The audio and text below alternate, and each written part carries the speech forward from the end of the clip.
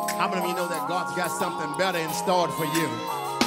God has so many great things. I want to teach and pray. I got to cut it off. Still ain't finished. I got to cut it off. That's what the Lord said to me. Apostle, it made no sense until after I sit there and thought about it. Lord said to me, problem with the saints is we talk, but we don't do.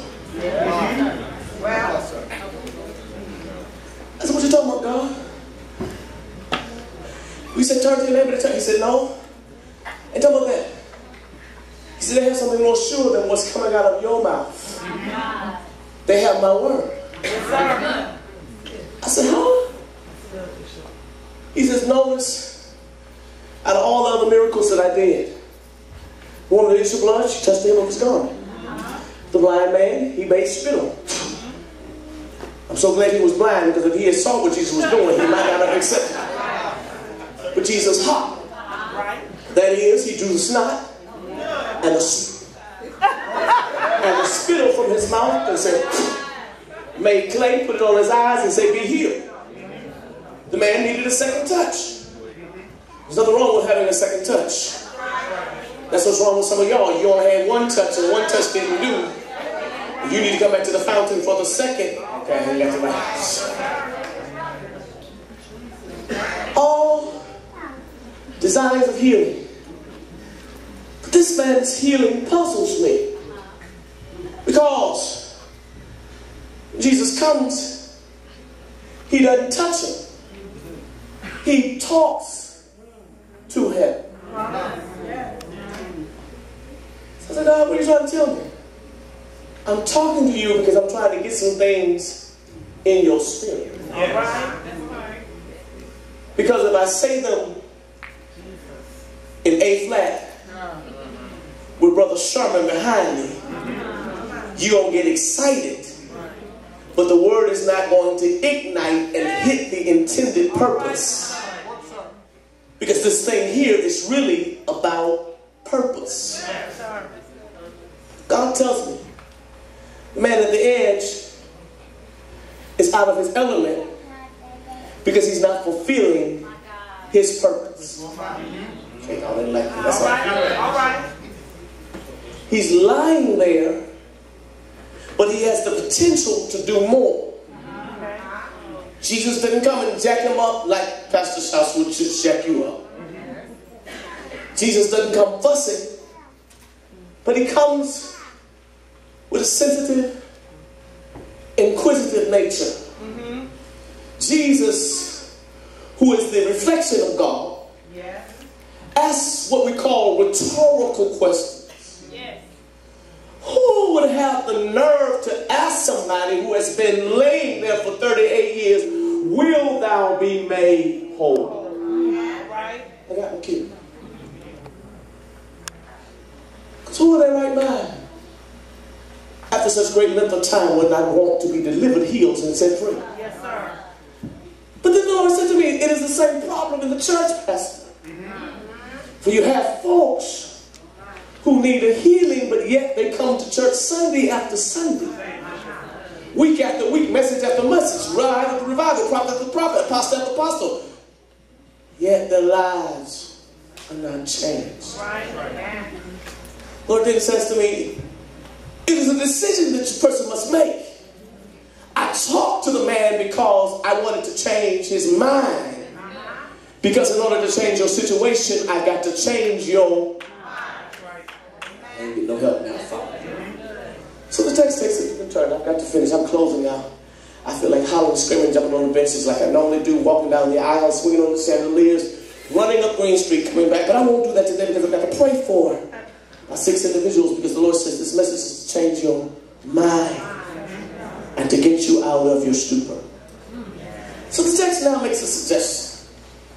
Because the man now speaks to them. You only have to go to the end of the text to find these words. The Lord says, now that I have healed you, Be careful what you do now, lest a worse thing come.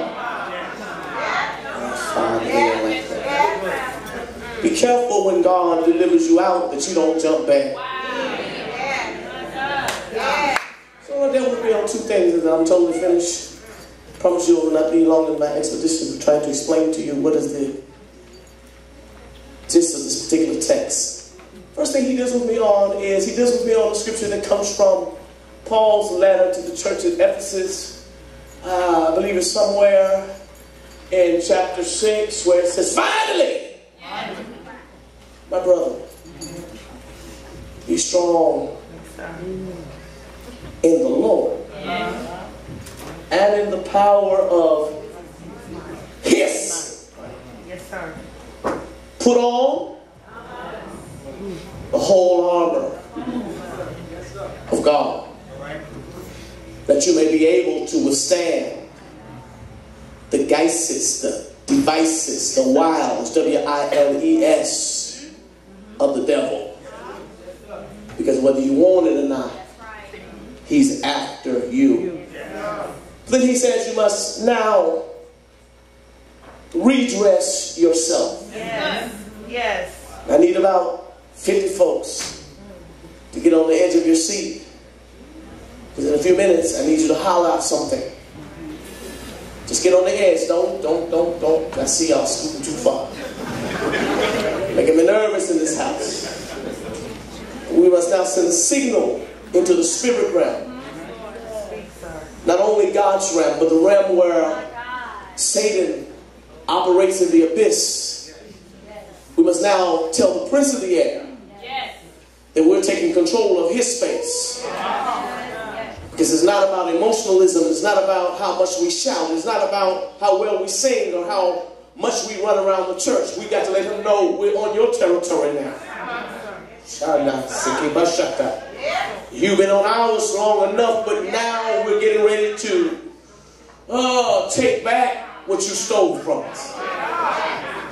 We must now send a signal to that son who has been brought up in the church, who is now sitting at the card table right now at the house with a drink in front of him and saying, I'm never going back to church. We must now send a signal. We must now send a signal to every sick person in this triad area, in this territorial region. We must now speak to the princes who are sitting in palaces, to the rulers that are trying to work at darkness. We must tell the devil, enough is enough. So we're sitting on the edge of our seats and we're recognizing this year it's got to be different. Last year I was passive and I was a cheerleader. I sat on the sidelines. I waited for somebody else to do it. I waited for somebody else to prophesy to me. I waited for somebody else to speak into my life. But this year it's going to be different. I need those 60 folks just to jump up and say, we're at war!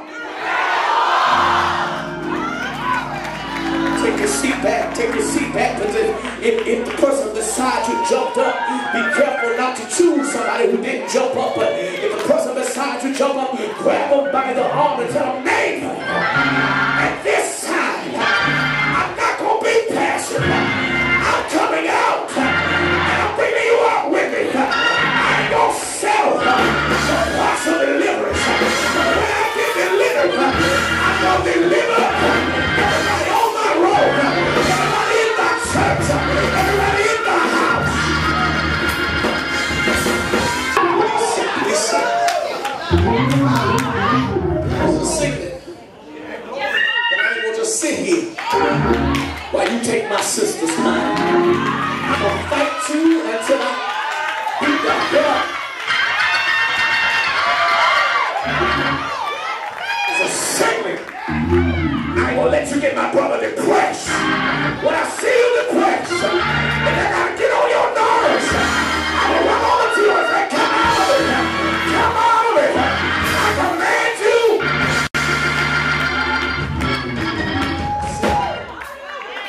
Sit down. Oh, Lord Jesus. Sit. Then it brings me. I wish I had some tongues talking sense. Just take your hands and wiggle in the atmosphere.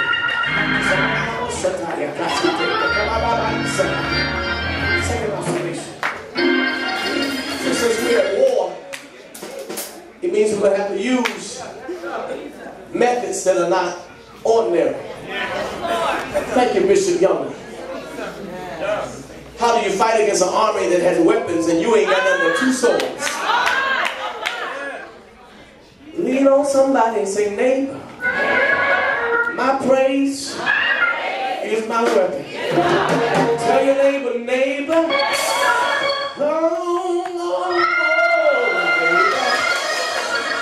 that's why I dance like a dance. That's why I holler like I holler. That's why I run like I run. You don't know the hell. You don't know the frustration.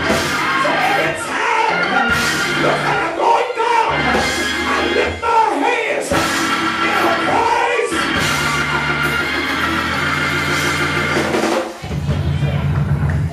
Second observation I've got at least 3 folk I got to pray for. Second observation. The Lord says to me,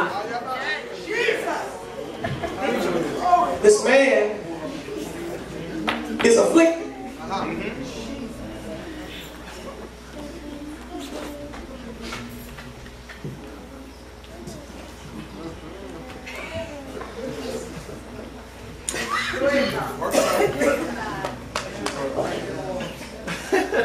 Affliction. Oh, God. I feel the Holy Ghost working in me now. Affliction. Yeah. Attaches itself, but it can never be a resident of the saints. Let's go out. Yeah. Affliction comes to the saints, Yeah. but it has no place That's right. with the saints. That's right. Affliction can come, but it can't live in the saints. That's right. It can only attach itself to the saints.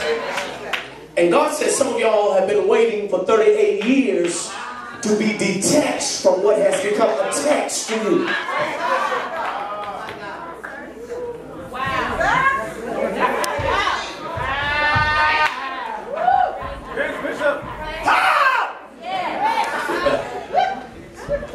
God says, this is the year that I'm getting ready to break what has been attached to you. Because some of y'all have had stuff that attached itself, and now you're wondering why you are a failure. Because failure is not you, but something has attached itself to the point that is actually sapping what's in your mind. Let me help you. Y'all send me. Y'all making me nervous. Please sit. Please sit. Please. So let me bear my point out. Because affliction comes to the saint. It attaches itself, but it can't live but for so long. God said the reason why he had to talk to the man is because he had to convince him to give eviction to the affliction.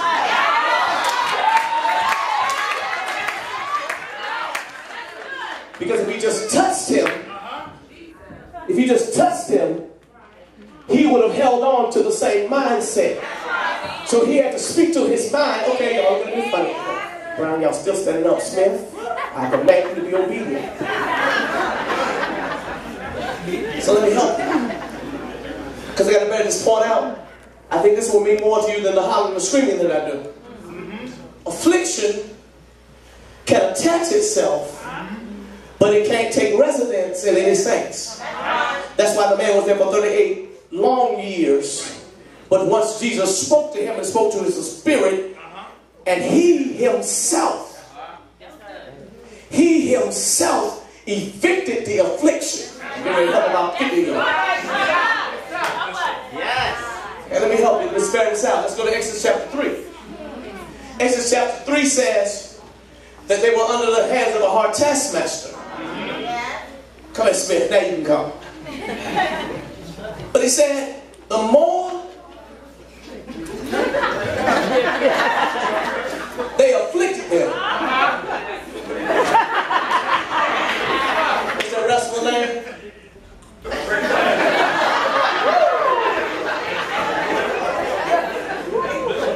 the more they increase.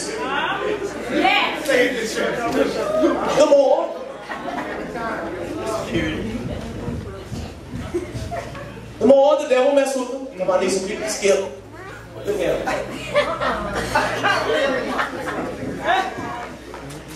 Look at him. Tell him. Because some of y'all in 11, in 10, and 9 have been taunted by the devil.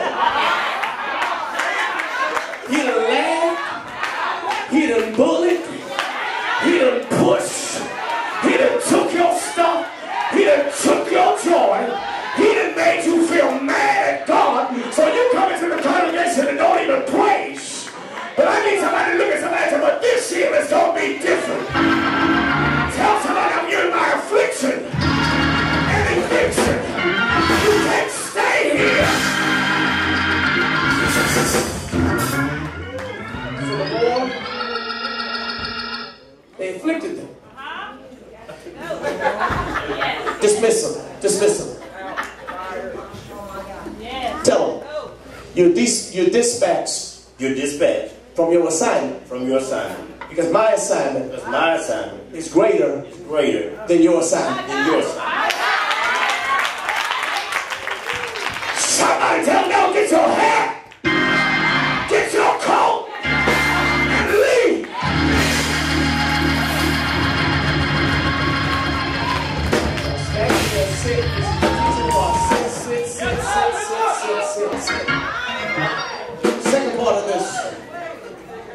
Second part of this thing called affliction. Second part of this thing called affliction is this. Since affliction can only attach itself, but it can't take residence, God must use affliction to perfect the gift that's inside of you. What are you talking about? Haven't you heard? Many are the afflictions. And this is the problem. Because some of y'all are being afflicted.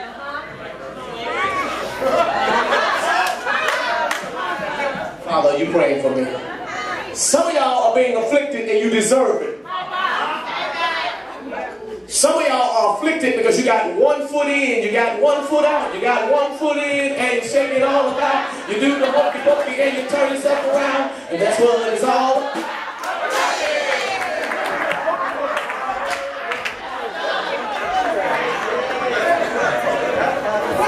But this is not the year for hokey pokey sake. This is not the year for jelly pack, weak-minded. This is not the year for failing sake.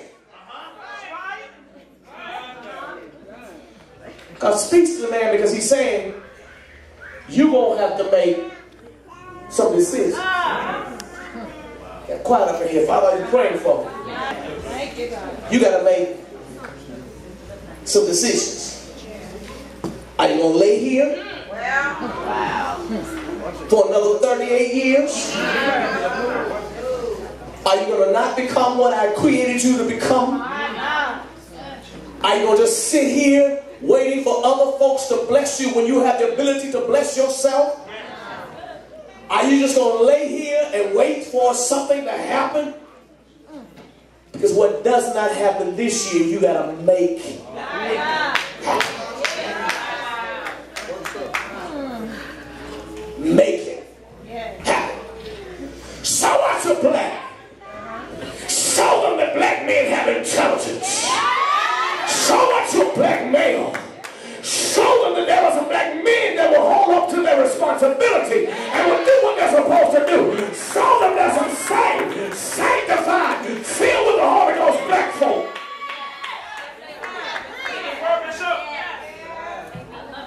Doesn't matter where you're born. If Christ has been born in you. Yes, sir. Yes, sir. Yes, sir. It doesn't matter what you are. Because if any man be in Christ, he's a new creation. It doesn't matter what you didn't have. So what? Y'all ain't gonna like me. You got molested. said, God, I'm going to use this as my testimony. So it. They flunked you in the 3rd grade when they should have been passing you.